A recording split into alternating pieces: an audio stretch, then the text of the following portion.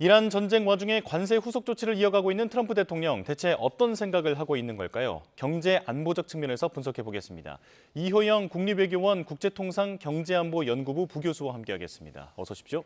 안녕하세요. 네.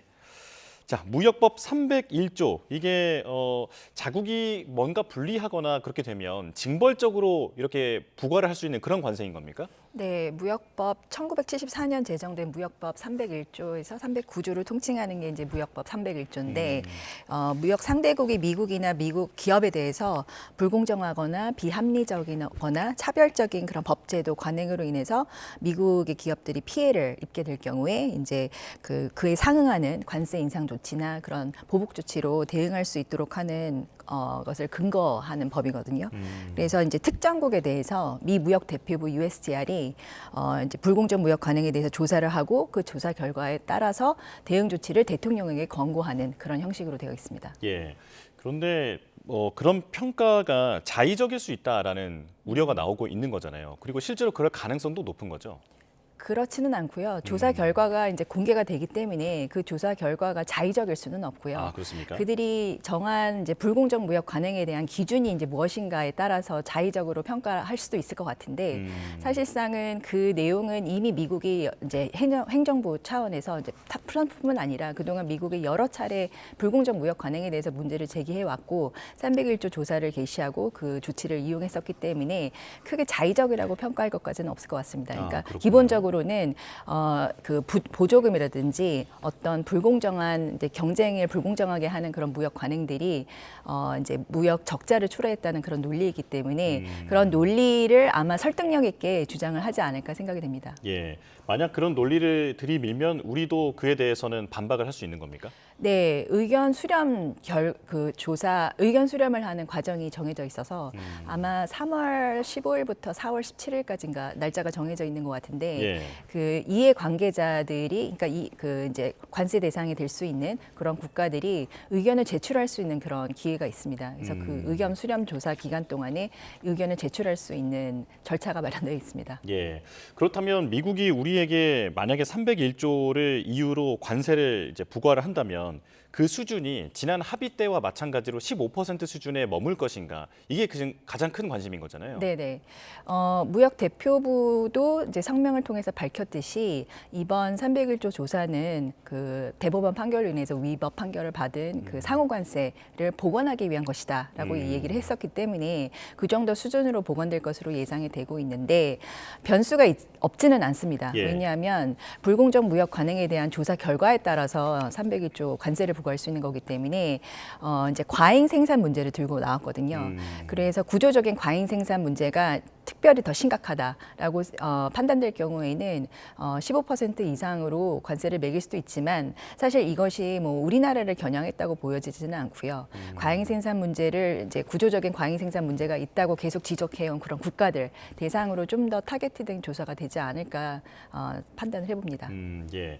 과잉 생산 이렇게 주장을 하는 것에 근거로 보면 우리가 대미 흑자가 상당히 많다라는 네. 점을 들고 있는데 2024년 자료를 특히 지목을 하더라고요. 그때 보면 우리가 대미 흑자가 520억 달러 정도 되는데 사실 생각해 보면 우리 기업들이 그 즈음에 미국에 투자하면서 이제 수출로 잡힌 것도 많지 않습니까? 네, 맞습니다. 네. 그래서 사실 그 자료를 어느 기간을 사용하는지가 굉장히 중요한데 예.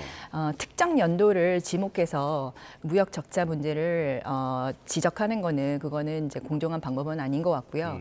저희 측이 이제 그런 자료를 이제 제시를 할 때 저희도 이제 자료를 사전에 준비를 해서 의견 수렴 기간 동안에 무역 적자 규모에 대해서 팩트가 맞지 않다면은 그 팩트에 맞는 자료를 제출을 하고 저희 나름의 논리를 준비해서 기존의 15%의 상호관세 수준의 관세보다 더 높은 관세율이 부과되지 않도록 준비를 할 필요는 있을 것 같습니다. 네, 우리도 치밀하게 준비를 해야 할 것 같은데요. 네. 자, 그런데 타이밍도 관심입니다. 이란 전쟁 와중에 지금 전 세계 40여 국을 대상으로 302조 조사 개시를 발표했는데 어떤 이유가 있다고 보십니까? 사실은 그 이란 전쟁과는 상관없는 계획대로 일정대로 미국 무역 당국이 그 이제 5개월 뒤면은 그 122조 관세가 일정 그 만료가 되기 때문에 현재 10% 관세. 예.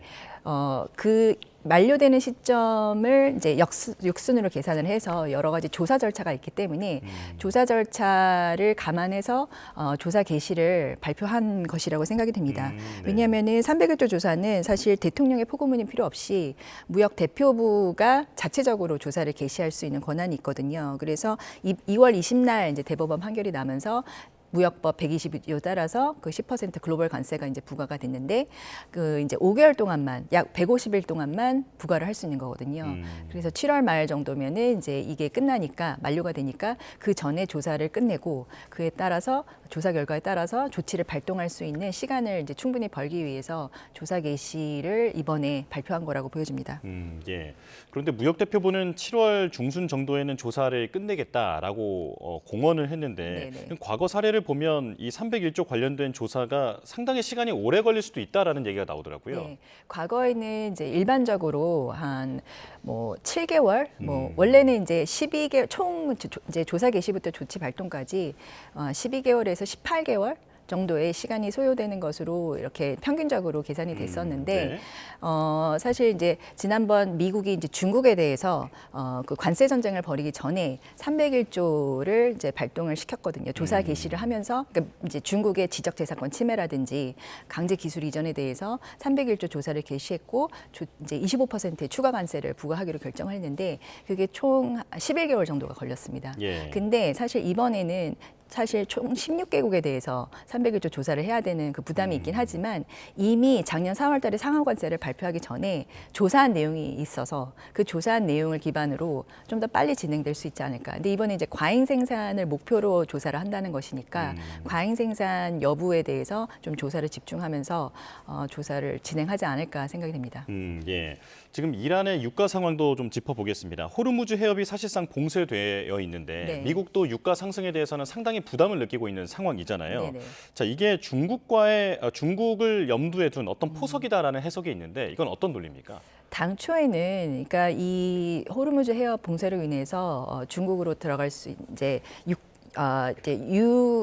그러니까 그 석유가 네. 봉쇄가 되면서 중국에게 상당한 부담을 줄 것이다. 그래서 이제 중국에게 부담을 주기 위해서 트럼프 행정부가 이 상황을 그냥 뭐 자치하는 것이다라는 그런 분석도 있었는데 예. 사실 이 상황이 장기화되면서 뭐 중국뿐만 아니라 미국을 비롯해서 전 세계가 지금 유가 상승으로 인해서 고통을 받고 있기 때문에 그러한 논리는 사실 좀 크게 이제 근거는 없는 것 같고요.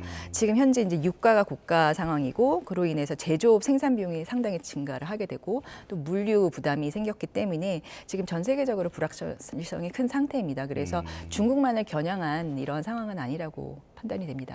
예. 그런데 이런 분석이 나오는 이유를 보면 중국이 세계에서 석유를 가장 많이 수입하는 나라고 그리고 그 상당수를 중동에서 가지고 오는데 특히 이란 같이 미국의 경제 제재를 받고 있는 나라들로부터 원유를 매우 싸게 들여오고 있다 보니까 이것들을 묻고 나서 나중에 이제 미중 정상회담 때 어떤 카드로 쓰려고 하는 게 아니냐라고 네. 하는 분석이 있는데 이건 어떻게 보십니까?